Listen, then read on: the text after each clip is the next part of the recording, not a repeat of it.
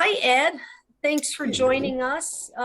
This is going to be a really fun educational seminar on what we could do in today's market with the interest rates rising, lack of inventory. How Yeah. do you, the buyer, make yourself to look good and to get your offer accepted?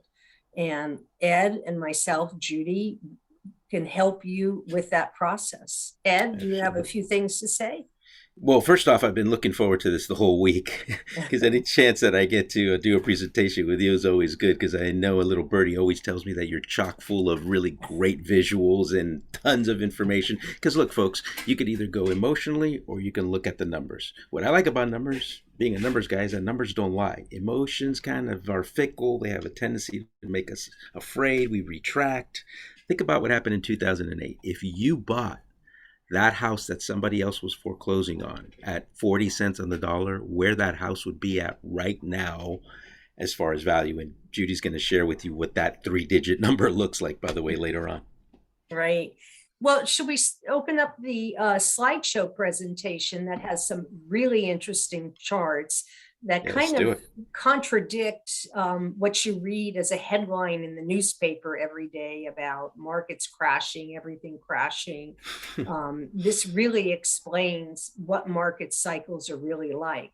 So with that, I'm going to open up this PowerPoint presentation and I am going to um, share my screen, and I want to do that.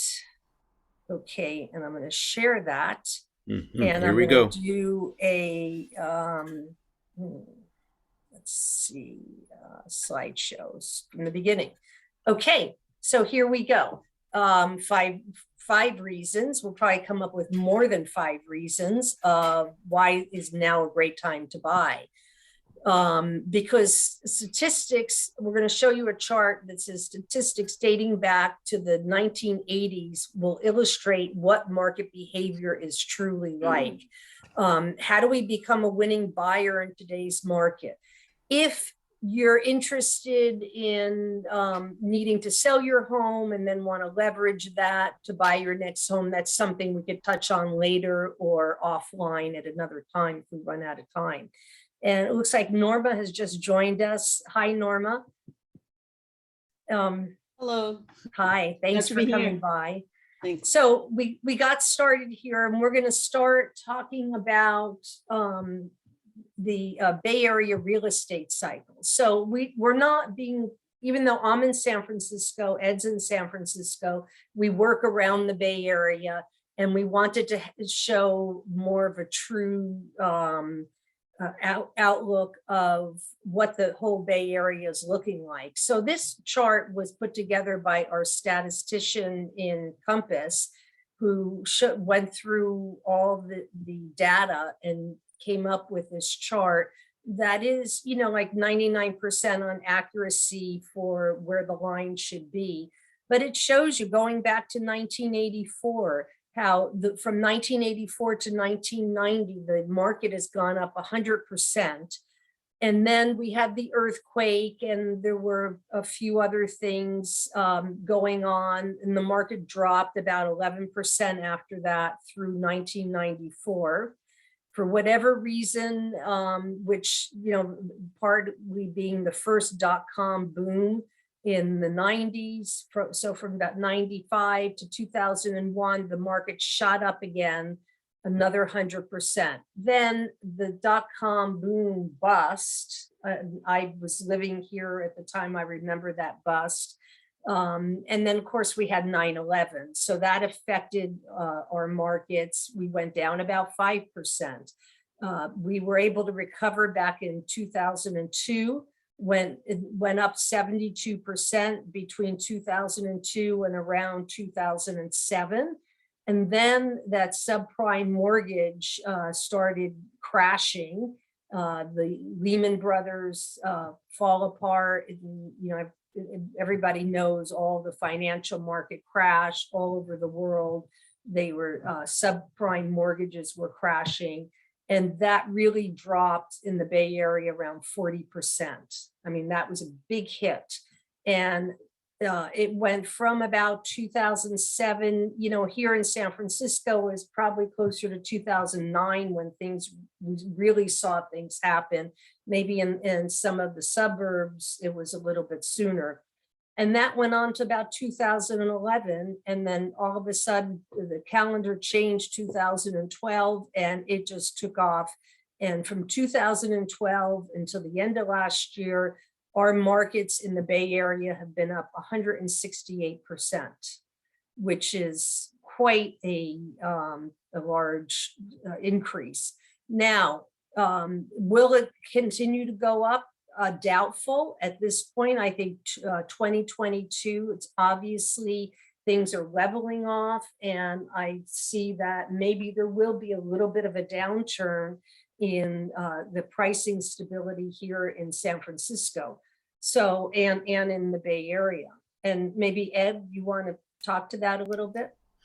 Yeah, I mean, I want to talk a little bit of the emotion side of this, because here's what happens is that the reality is, if you look at the last 30 to 40 years, the average rate on a 30-year fixed mortgage has been between 6 and 7%. And for those of you who were around when Paul Volcker was the chairman of the Fed, 1981, the 30-year fix peaked at 21% and then dropped to 13%. And everybody was saying that that was cheap money, right? And I know, I get it. We all like free stuff. We like free lunch, free drinks. But at some point, you got to pay the lady, right? The 2.5% that we were seeing before was not real. That was really done artificially by the Fed. And here comes the Fed. They're late to the game. They're raising rates. Why? Because we have to stop this big monster that's gobbling up everything called inflation. But if you take away the emotion for a second, the numbers don't lie. If you bought in 2009 and you held that property till today, look at the numbers. So for those people who were saying, you know what, I'm just going to wait. I'm going to wait for this to bottom out. The reality is, even when I was a stockbroker, people who try to time markets, whether it's stocks or real estates, they typically get punished. That's true. I mean, the thing is, if you, let's say in 2011, you were afraid to buy or you thought, oh, the market's going to go down more, then you turn around and say, well, I think the market's going to go down. I think the market's going to go down. And it's just going to cost you more and more to get into the market. So that's why, in one of my slides, I talk about, when is really a good time to buy? A good time to buy is when it's right for you. And that's the way it should be looked at, not trying to time a market. It's the same thing with the stock market. So I have another slide here, and this shows home price appreciation. And it's a monthly medium home price. And this one only goes back to 1990. But again, you could see the fluctuation in home prices, and you see the big dip after 2007, 2008, wow, when everything crashed. And then it's come back up. And now in the first quarter of 2022, so this went through February of 2022. So we don't have charts right now that are showing what's happening now that interest rates went up in April. Ed, was that April when rates really started going up? Yeah, that's exactly right. Yeah, so in April, and then the inflation started around March and April. So I think that the next chart to come out in a few more months will start to show how this inflation and higher interest rate is affecting our real estate market. Because what happens is, if you're going to buy a house in, let's say, 2 months, you're working with Ed today and you're putting together your mortgage application and getting everything locked in, and then you lock in a rate once you're ratified, and it might take 30 to 45 days to close. So all these numbers that show where the market is about 45 days behind, because it takes that long to catch up to people getting their mortgage today. Okay. This right here is a really nice chart that shows, here you can see the green line is the San Francisco metropolitan area. This is just 5 counties: San Francisco, Marin, San Mateo, Alameda, and Contra Costa. And then it also shows the United States as a whole, and how property values have gone up. And you could see that for the most part, the San Francisco metropolitan area has always stayed strong. And even during the pandemic, when people said people are leaving this Bay Area, well, some people are, yes, and other people are coming in, and the market really is showing that we've maintained a high standard here. Also, now this is Ed's chart, so I'm going to let Ed talk to this one. Yeah, I know we're all used to hearing about CPI, right? The Consumer Price Index, and that is just a fixed basket of the typical household goods that we spend on. The reason why I like the PCE, which is the personal consumption expenditures, and by the way, the Fed also prefers this one, is because this is a broader range of seeing where prices, and not only that, the changes in consumer consumption happens. But they both kind of mirror each other, except this is more in depth on the PCE.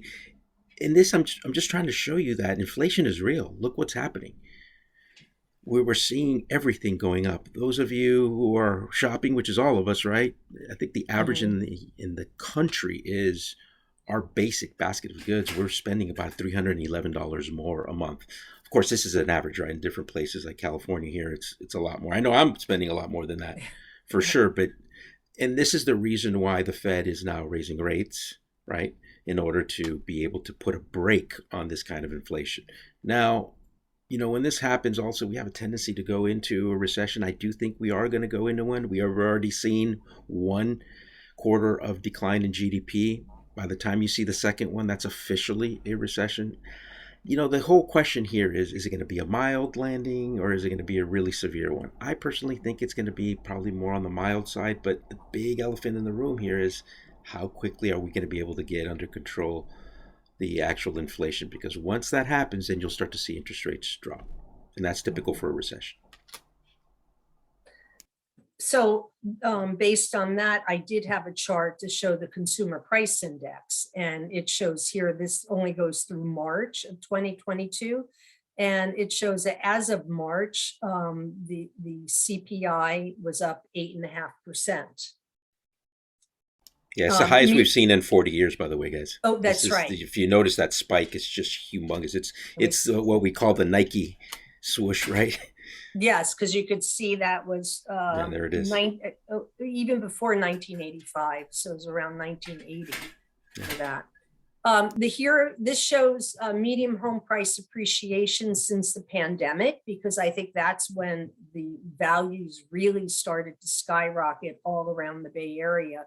And surprisingly, Santa Cruz County had the biggest appreciation in home price at 58%. Here in San Francisco, we had a 25%. That really blows my mind, Judy. I got to be honest, that Santa Cruz is twice the amount of San Francisco. Everybody wanted to move to the beach. Apparently, that's where everybody wanted to shelter in place. Yes. Okay, so Ed, here's you're going to talk a little bit about loans. I'm going to talk a little bit about this. And so let's talk about this whole pre-qualification versus pre-approval, right? So the pre-qualification, let me just make it very simple, is when the loan officer takes all your information, and it's, by the way, I came up with this ACID test just so that we can memorize it and remember it. So A is for assets, C is for credit, I is for income, and then the D is for debts. So the loan officer will take documentation from those 4 areas, and they will run it through what's called an automated underwriting system. But keep in mind, everybody, that when the loan officer does that, it's whatever they put in is the approval it'll spit out. So technically, garbage in, garbage out, right? If they put $20,000 worth of income versus $2,000 because they made a mistake and they put an extra zero and they get an approval, well, yeah, you got approved, but it's at $20,000. Now, that's just a very initial pre-qualification. Now, why is it a pre-qualification? Because the underwriter, who's the final decision maker, which is a person, has not seen it or vetted you yet and gone through all your documentation. Whereas a full approval, a pre-approval, is when the underwriter fully approves you based on all these areas. So assets, what are we talking about? All the money that you have for down payment, closing costs, and reserves if that is required. Credit. There's 3 credit scores, right? Because there's 3 credit reporting agencies, Equifax, Experian, and TransUnion. In the mortgage business, we use the median score or the middle score. If there's more than one borrower, whoever has the lowest median score is what's used. So guess what? If you're going to pick somebody to go in on the loan, they better be just as good or better than you, right, with credit scores, because you don't want to have an 807 and then you bring somebody in with a 620, because guess what? Your rate is going to be based on the 620. And you get income. Essentially, there's 2 types of income in reality. One is you work for someone or you work for yourself.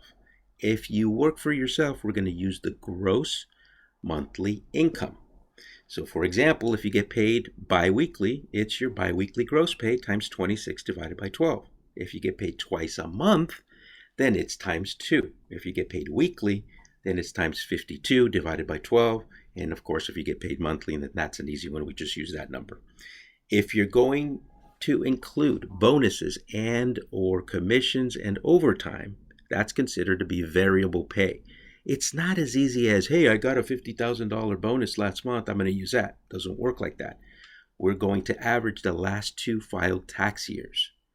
So in this case, 2020 and 2021, we're going to add them together and divide it by what? 24 months, right? In 2 years. And that's what we're going to use. If your most recent variable income is lower than the previous year, so for example, if your 2021 bonuses, commissions, and or overtime was lower than 2020, guess what we're going to use? We're going to use the lower one. We're not going to average it over 24. So you want to make sure that your most recent year has the higher amount of bonuses than the previous year in order to average them. If not, we're going to use the lower number and divide it by 12. If you're self-employed, totally different ballgame. I got to use your actual tax returns, right? I got to average out. I got to look at stuff that you have in there, things like non-cash expenses, like, for example, depreciation. I got to add that back, right? I'm going to average the last 2 filed tax years based on what we call a SAM analysis, schedule analysis method. Why? Because there's schedules in your tax returns. You don't have to memorize this, but I'm just kind of giving you an outline. Then finally, I'm going to look at debts. What kind of debts are you going to carry forward with your new monthly mortgage payment with your new house? Do you have credit card debt that you're not going to pay off? An auto payment? All that has to be factored in. So then we take all the debts, including your new hypothetical mortgage payment, and divide it by your income, and we come up with what's called the debt to income ratio. Lenders all have maximums, okay, of what that needs to be. Typically for a jumbo loan, it's going to be 43% is the highest debt to income ratio allowed. For a conventional loan, typically 50%, 50. And that's how this Can you whole asset explain test that? works. Ed, could you explain that Yeah. debt to income a little bit? Yeah, so you take all your debts. So let's say you have a $400 car payment, right? And you have student loans of another $500. That's $900, right? And let's say your new monthly mortgage payment is $6,000, right? So you take all those debts and divide it by your monthly income, and that's going to create a percentage. For jumbo loans, the maximum that debt to income ratio could be is 43%. For conventional loans, it's typically 50%. So that means you can't go above that because lenders want to make sure that you're going to be able to make the payment. This isn't 2008. That makes sense? Does anybody have questions on that? No. No. Cool. Okay. Pretty straightforward. All right. We'll move forward. Okay, so what should you do before you start your home search? Get pre-approved for mortgage. Talk to Ed. Because you can't really do anything without having a pre-approval and knowing what it is you could really afford based on your income and the debt to ratio that Ed just talked about. So then that'll give you a vision of where you should be looking, or what price point you should be looking for. That's set right. your down payment budget. You need 20% down. And let's say you could qualify for $1.5 million, but you only want to put 200,000 down, and only buy $1 million house because you don't want to use all of that, that's fine, but you have to make that decision of where that down payment budget, what you're going to do with that. And most importantly, you could reach out to me for guidance in how to figure this all out, and figure out where you want to live, what you want to get, and narrow your search. Yeah, one thing I did want to just jump in there really quick. Part of the consultation, everyone, of when we talk, when you see that step, is that we talk about those four areas, right? The acid test, the assets, Mhm. credit, income, and debts. How much money do you have? Does it even make sense to put the amount that you're thinking as a down payment? Maybe you want to put less. I have programs from 3% and up down payment. It just depends on your Mhm. particular situation, because there's a lot of programs that I do have, but I want to be able to vet that out to find out where you're at and where you're going. And then I'm the person who comes up with some advice and some guidance on Mhm. building that bus that's going to get you from where you're at to where you're going, if that makes sense. Right.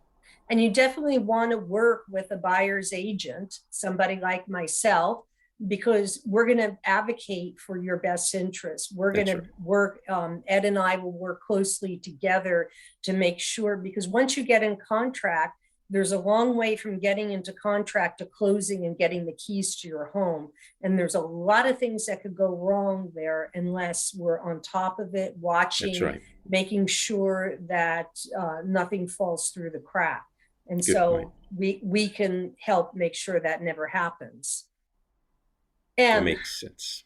what do winning buyers do differently? There's still multiple offer situations, even today, with interest rates higher and inflation higher and the market crashing. Believe it or not, especially in San Francisco, we have a lot of multiple offer situations. So how do you craft your offer so you stand out and you win the home? Because it's not always the highest offer that wins. And just some of the things you need to do is reviewing the disclosures. We review those together. We review the inspection reports together.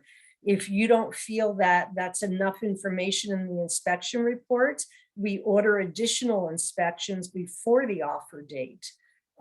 You have to make sure all your financing is in order. So you're going to work closely with Ed to, that he may say, some documentation is off and you need to do, I don't know what, Ed, you could think of something that they need to correct before you get into contract to make sure that the loan goes through smoothly. Reviewing the CMA, which is the comparative market analysis, so we could figure out where the appraisal should come in. There's never a guarantee on the appraisal, but let's say you're offering $1 million and all the comps point to the home only appraising at 900,000, but you really want to do this, and you've got $100,000 delta between your offer price and the appraisal price. Well, you're going to have to come up with that money, and where are you going to come up with it? And that's where Ed will discuss it. Ed and I and you will discuss what are the options. Maybe only offering 900 is the right option for you, and hope that you're the winning offer on that. Maybe you've got the extra cash that you want it badly enough that you could go with that higher number. So, these are all things that we discuss, and we try to be realistic so that you can see what all the things that could happen. And then you make your final decision based on that. And you only remove your contingencies when you feel very confident about all this information. Now, there's no such time as a perfect time. Perfect time to buy or sell is when the time is right for you. It's important you take the time to review your financial goals before you take your next step into home ownership. Always buy real estate as a long-term investment. The days of buying real estate and thinking that in a year you're going to cash out and make 25 or 30% are long gone. So you have to make that decision that you're buying it and you're going to hang on to it, because as you saw in the charts, you need about a 10-year horizon to really make it make sense for you.